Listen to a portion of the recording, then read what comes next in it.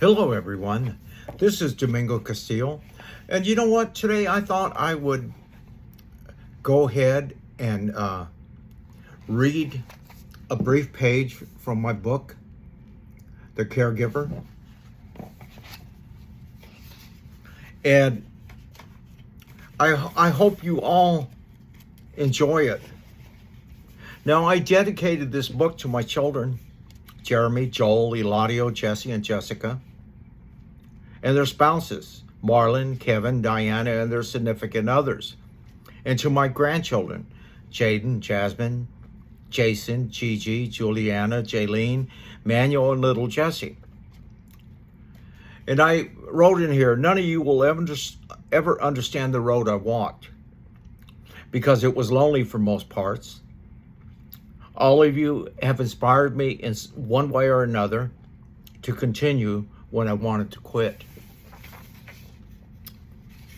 So, in the book here, and I'm going to start off right off the bat, The Caregiver, a memoir of faith, sacrifice, and survival.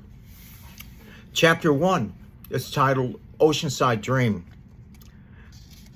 Before the hospitals, before the cancers, before the endless grind of caregiver, there was Oceanside. The house wasn't just a place to live, it was our pride, our labor, our dream. Made solid in wood, glass, and stone. We poured ourselves into it, and it showed. Every corner carried the mark of our effort. Every space was alive with the life we built together. We added a game room for the kids, a place where laughter rang out over the sound of the pool balls cracking together, video games buzzing, and friends shouting during sleepovers. It was the heartbeat of the house, a place where our children grew, where memories stacked higher than the shelves. In the backyard, we built a pool and a jacuzzi, a small paradise tucked beneath the California sky. Summer afternoons shimmered with the sound of splashing water, chlorine mixing with the scent of sunscreen. The kids dove and cannonballed under the sun until the sun slowly faded. And in the evenings, we sank into the hot bubbles of the jacuzzi, the ocean breeze cooling our faces while the warm water eased the day away. The landscaping was perfection, not just good, but the best. Palm trees framed the edges of the yards, flowers bloomed in carefully designed beds, and green lawns stretched like velvet underfoot.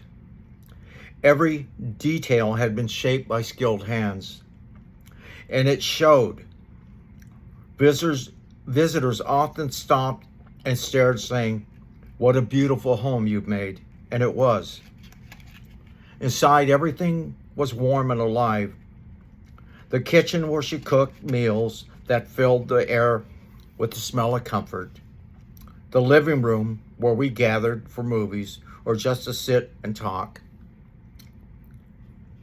The bedrooms, each one a sanctuary for the kids, decorated with their favorite posters, trophies, and dreams. It was more than a house. It was our life's work. Proof that sacrifice, long hours, and faith could build something lasting. Proof that we could give our children the best. Proof that we had carved out a little piece of paradise by the sea. Looking back, I didn't know how fragile it all was. I thought the proof would always sparkle. Okay? And I thought the pool would always sparkle.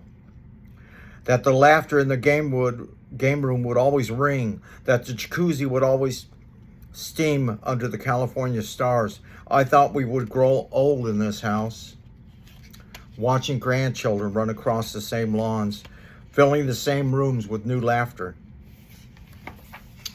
but life had other plans. What I didn't know then was that this beautiful home, our dream house, would become the sacrifice we had to make to keep my wife alive.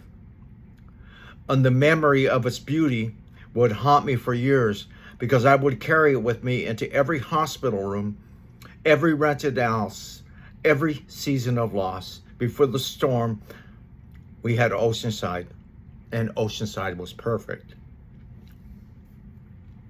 And that's all I'm going to share with you today. If you'd like me to read a couple of more chapters, just let me know on this post here, and maybe I'll read a little bit more. It's a personal story. It's truly a love story. And you'll see that through this book, I get angry. I go through so many different things. And it's, you know what? It's God's plans. So anyway, thank you. Thank you for listening to this book today.